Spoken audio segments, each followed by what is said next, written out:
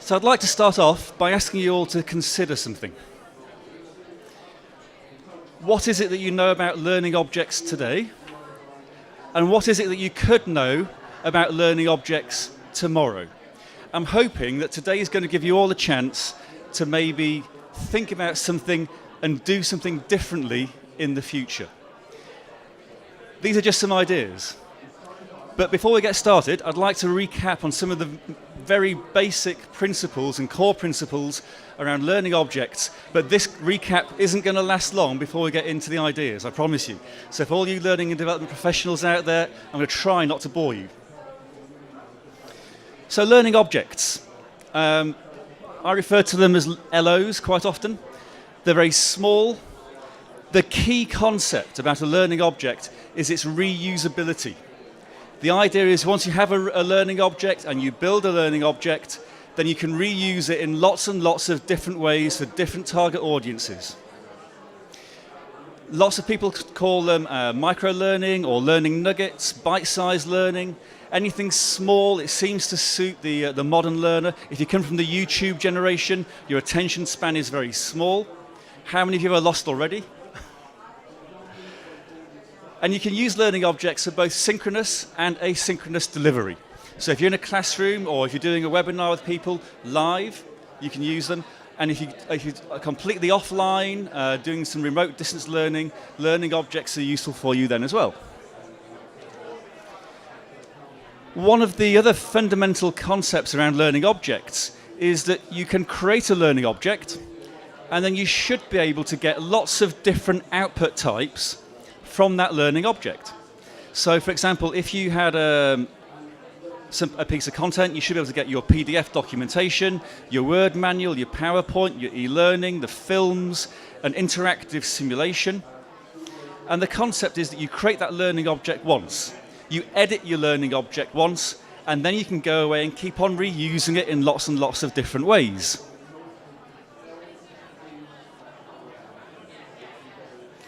So another fundamental concept. Where do learning objects fit in the instructional design hierarchy? Well, they start off very small in a repository. So a repository could be your local hard disk, it could be a network drive, it could be a server if you're doing something there, it could be a server on the cloud. It doesn't matter where they actually live, they just live in something called the repository. When you have your learning objects and you've gone through a development process building them, you then need to arrange your learning objects in different ways. And when you arrange learning objects, the next level up, the next construct, is a training module. And training modules can then be arranged into training courses. And if you've got lots of training courses, you can plug those together to form a learning path. So learning objects are right at the bottom of the instructional design hierarchy. Everything else that you have stems from a learning object. That's why they're important. That's why they were talking about them today.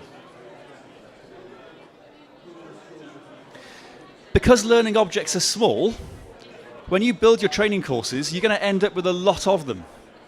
They're very small, typically 2 to 5 minutes long for someone to take. So you can very quickly end up with thousands and thousands of learning objects. That's another core concept. You have lots of them. Now, why are learning objects so good for us? Well, one of the main advantages that they give us is that you can update a learning object on a learning object by learning object basis. So rather than having to go in and change a whole course or change a whole module within a course, you just change the learning objects. You change one learning object, then you go into the next learning object, and they work very well within an agile methodology. And let's face it, many of us are producing training courses now on software as a service applications. Those applications change very frequently, and you've got to keep up to date with them. So your courses can be as most up to date as your last iteration of your learning objects. And they fit well within agile methodologies.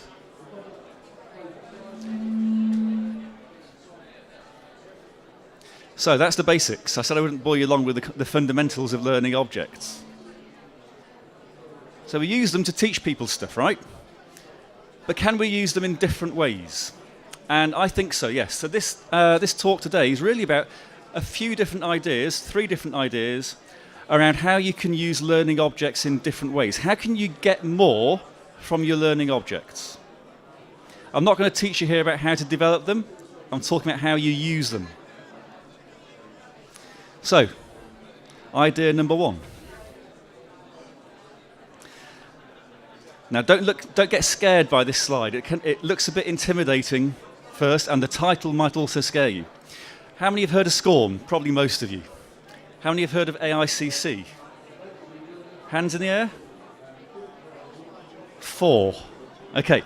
AICC is it's a different standard to SCORM. It was developed by the aviation industry, but you don't have to be in the aviation sector to use AICC. So the first idea is that you take your repository, the place that you keep all of your learning objects, and you extend it so you can then arrange your learning objects within the authoring environment.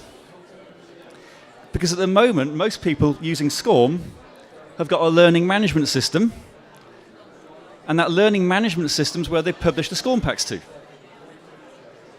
If you extend your repository, so you organize learning objects in the repository, and then if you use AICC, AICC connects directly to the learning management system. So, why do you need to do that? Well, the first reason is that when you come to make a change to a learning object, if you're doing that using AICC, you make the change in your authoring system. You don't have to create a SCORM pack. You don't have to create a copy of your content, which you then upload into the learning management system. The LMS is just referencing what's in your authoring environment. So therefore, if you make a change in your authoring environment, as soon as you publish it in the authoring environment, the learners automatically have the latest and greatest version of that change. And you don't have to do anything else. You don't have to control your SCORM packs and have funny naming conventions for version control. It's all just there, part of AICC. And the good news is, by the way, I'm not an LMS vendor. I've got no ties with the different LMSs out there. But lots of LMSs support AICC already. But there's no big song and dance about it.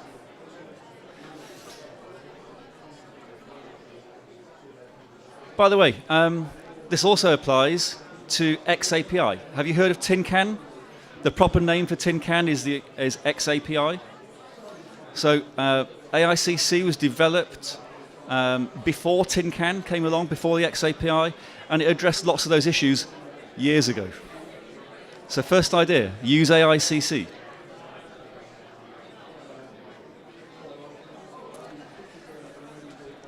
Now another reason why you might want to extend the repository is we need better analytics. And we know that we need better analytics because XAPI was developed, one of the main reasons, because we needed better analytics. And at your end of course survey that you do, everyone's got a little happy sheet, how good is this course? That tells you what the learner wants to tell you. Okay. Think of it a different way. Think of it that analytics tell you what the learners don't really want to tell you. It tells you though what they're actually doing. So if you're using AICC and you're using your repository is extended, then you can load some analytics into it. And there's different tools out there. You all know Google Analytics, but there's others out there. So if you've got your analytics running, looking at your learning objects, you can get analytical information on a learning object by learning object basis. This isn't pie in the sky. It's available today. It looks like this. So this is a view of, let me look at this. I should have prepared this better. Oh yeah, you get your, when a visitor's coming to your site, you can see what devices and operating systems they're using. It looks a bit like Google Analytics this, but it's just nicer and slicker. Another view of the sort of analytics you can get when you start using AICC and extending the repository. You've got your content here. So this content here, those are your learning objects. And you can see which learning objects are actually being used by people. as opposed to what you think people are actually doing. On the right-hand side, you've got the way that those learning objects are being consumed, because you've got this concept of a learning object having multiple output types. So if you've got one of your output types being e-learning, this tells you that people are using the e-learning view as their favored approach. But it can also show you that they're using, in this case, the other category is the HTML web page view. So they're viewing the web page for the content quite a lot. And you've also got views there for different PDF views and so forth.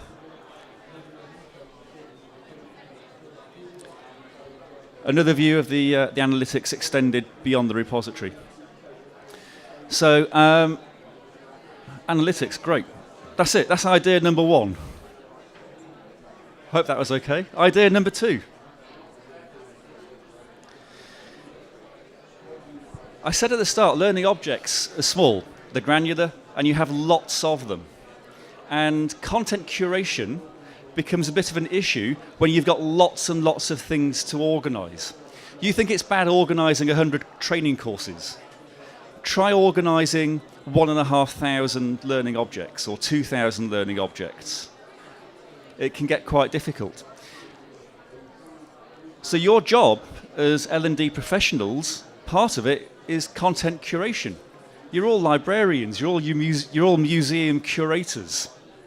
You organize your information and you present it to your learners in different ways. So while you've only got a few learning objects, it's dead easy. But as your list of learning objects increases, it becomes much more difficult. So if you had unlimited methods for how to organize your learning objects, how would you organize them in your business? Every business has different ways of thinking about its content. You know, are you looking at what language has this content been developed in? For some organizations, that's very important. For others, it's not important at all. Was this built using an agile project methodology, or was it built using a waterfall? What products does it support? Or is it a soft skills training course that you're building? Are these soft skills learning objects? Could this be something to do with NLP or something else? So whatever business you're living in, if you think about how you want to organize your data and organize your learning objects, you're going to come to the solution pretty quickly that you need metadata. Now, metadata is what you stick onto stuff to describe that stuff. So lots and lots of content authoring platforms provide metadata. PowerPoint provides metadata.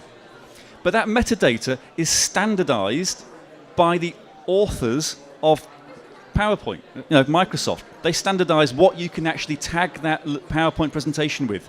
So you can tag it with a subject, you can put timestamps on it, you can do other bits and pieces around which company was developing it and so forth. But in essence, these fields that you get in PowerPoint are fixed. It's standard metadata. That doesn't reflect how you would think about your business today. It doesn't let you tag it with a language, for example.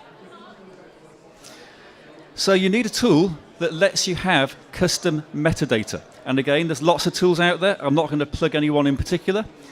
But if you have got a tool that lets you create custom metadata, then it helps you to curate your content better. So here's an example where some metadata is being built for is this core content or optional content from the learner's point of view. And when that metadata is built, it's being built as a string, and it's required that when you create that content, you have to tag it with that metadata. So that makes sure that your metadata is kept up to date all the time. If you say it's not required, when you come to author the content, then you don't have to tag it, and pretty soon your curation system gets knocked out of shape. When you've got that metadata, and that custom metadata built in your system, you can then search based upon that metadata to find the content you're looking for to organize it into the modules. That's what helps your learning objects become more reusable. If your learning objects aren't tagged properly, you can't reuse them in different modules for different roles, for different people, for different job types.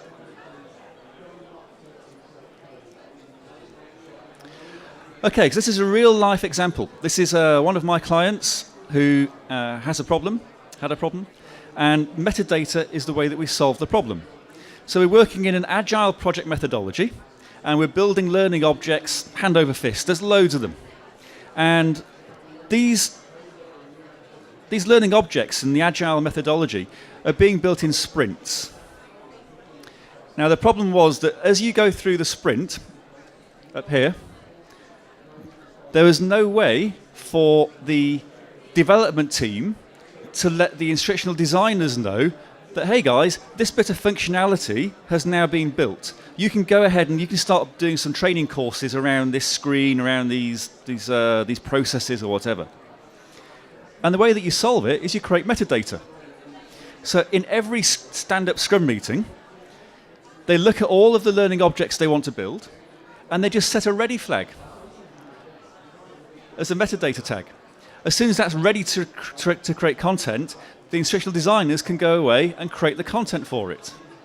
If you've got content which is part of that sprint and they decide they're no longer going to do it in that sprint, that's what sprints do, they're agile, things happen, things don't happen, you can just move learning objects to one side and put the not ready flag on.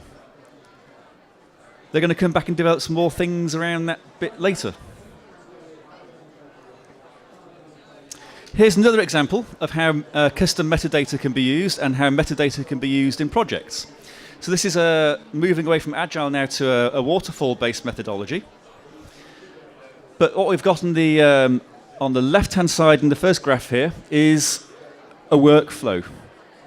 So learning objects are going through a workflow which goes from first draft, changes required, into review, and then finally they go to a release process. So when you look at the chart on the left here, you can see they're starting to create learning objects, and then you're burning down through the project on the blue chart here as you create the content. Things happen down here as they're going through changes needed and review needed.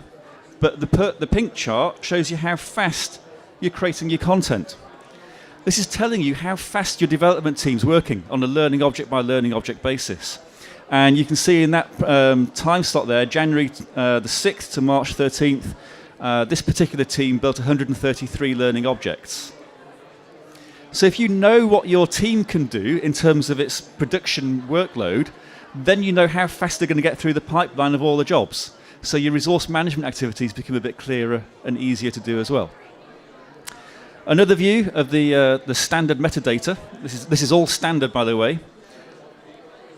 Who's been assigned how many learning objects to work on at a point in time? So in this case, I could see that Bonnie, who was over in Atlanta, was completely overworked and had far too many learning objects to deal with. Or she just got back from holiday and she got a bit of a backlog to work through. So that's standard metadata. But if you think about your custom metadata again, you can start to, again, generate very simply reports on how you think your learning objects should be categorized and curated.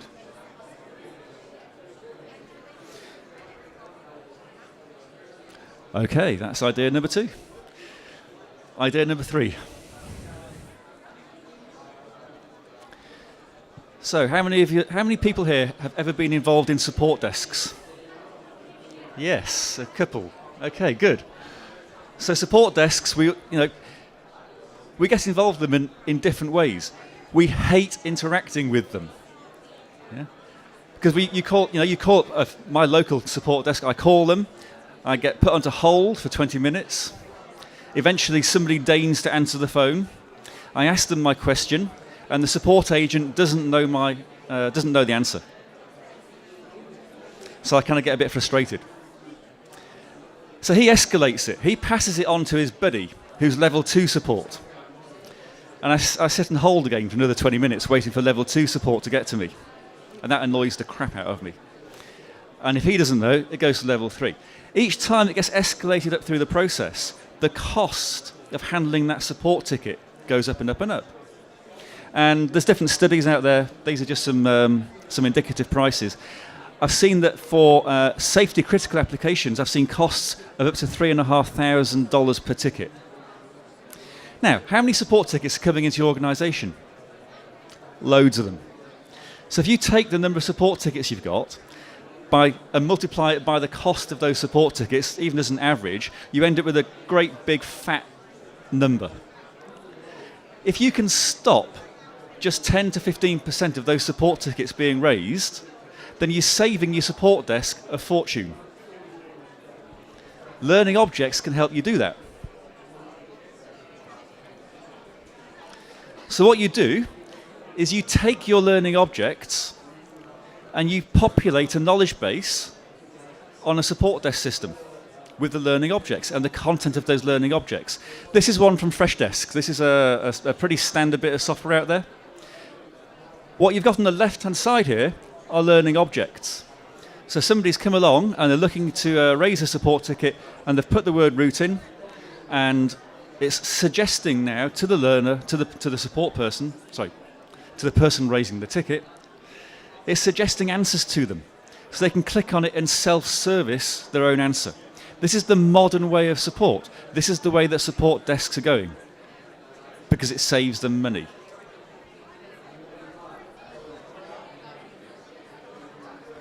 Now, there are different ways of using your repository to do this. So take the repository of learning objects and connect it to your support desk system using either an API or some sort of plugin.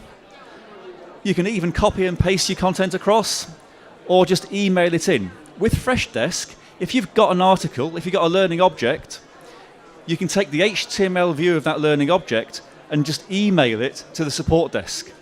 A support agent can look at that as a suggested article and approve it or reject it. So email is dead simple. So you take your learning objects out of the repository, and using one of those methods of integration, you start to use it to populate your knowledge base. Now the support agents, they're still there, and they're still writing articles directly in Freshdesk. So Freshdesk, for example, lets agents have a little web page editor, and they can contribute articles into the knowledge base as well. But there's another way of doing it. Get more from your learning objects by getting your support agents to start writing learning objects. Those guys write the learning objects, they put them into the repository, and then as content curators, all you got to do is copy them back again into the knowledge base. And then you can use that article to start deflecting support tickets. That was it. That's my third idea. I've got one slide left. This is the bonus idea. You can also use learning objects in EPSS. So EPSS is an electronic performance support system. They're still fairly new, but the idea is that you give help at the point of need within an application. So imagine you've got an application here. This could be SAP, it could be Word or Excel or any sort of application you got out there, SuccessFactors, whatever you like. The idea is that the learning objects are filtered and shown to the learner intelligently based upon whereabouts they are in the application. This is called contextualization.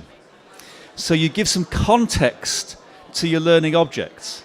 So this learning object applies to these pages or to this process that you're doing, and then you let those learning objects become available via a page on the right-hand side, which lists the learning objects that can help you do whatever it is you're trying to do at that point in time.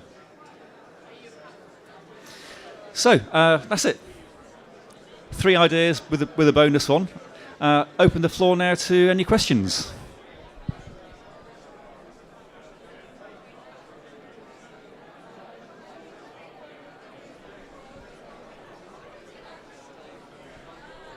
Go on.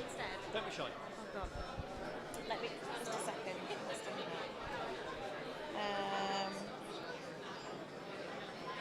So you said that if you created, let's say, well, we create e-learning modules. We have to then amend and update those e-learning modules on a periodic basis. So we create e-learning modules. We have to update those on a periodic basis. So you said that we'd be able to store them, update them, and then it would automatically push them out onto the LMS. Does it then keep the previous copy? Yeah, so it would automatically store them and archive the old copies for you. Yeah, so the question there is around when you do the updates to a learning object using AICC. So if you've got a learning object and you make a change to that learning object, the newer version of it, let's say you've got a version 1 that's published already. So version 2 comes along, and version 2 is going to be put now into the module. What happens to the old version? Well, it's a bit of a question around software and the tools that you're using. If you're using TT Performance Suite, then it keeps the old copy.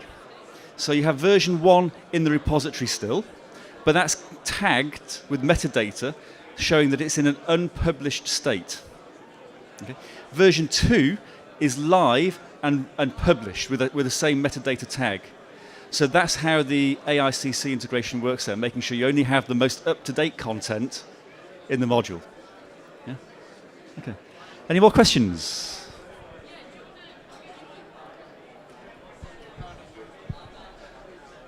How to get you to hold it close to your mouth? You mentioned that most LMSs already support AICC. What about the authoring tools? Because a lot of content's already created through, multiple e-learning modules, that kind of thing. I mean, the company I'm working with at the moment has 4,000 e-learning modules due to compliance things.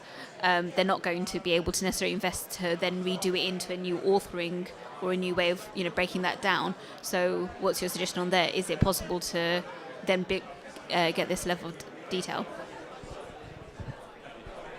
So the question is around AICC authoring tools. And you're right, not all authoring tools support AICC. Some do, some don't. If you've got a good authoring tool, then it should be able to support AICC. If it isn't so good, then you might have a bit of a battle on. So you might need to go to the providers of the authoring tool and say, hey guys, add AICC in so I can use AICC within my LMS. If they don't want to do it, then you're kind of stuck. So that's completely true. I guess it's one of those differentiators between authoring platforms.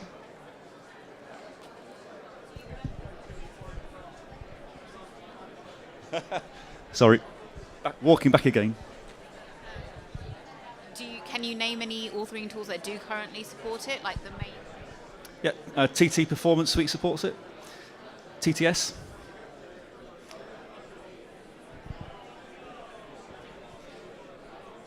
Okay, any more questions? All right, thank you for your time, ladies and gentlemen.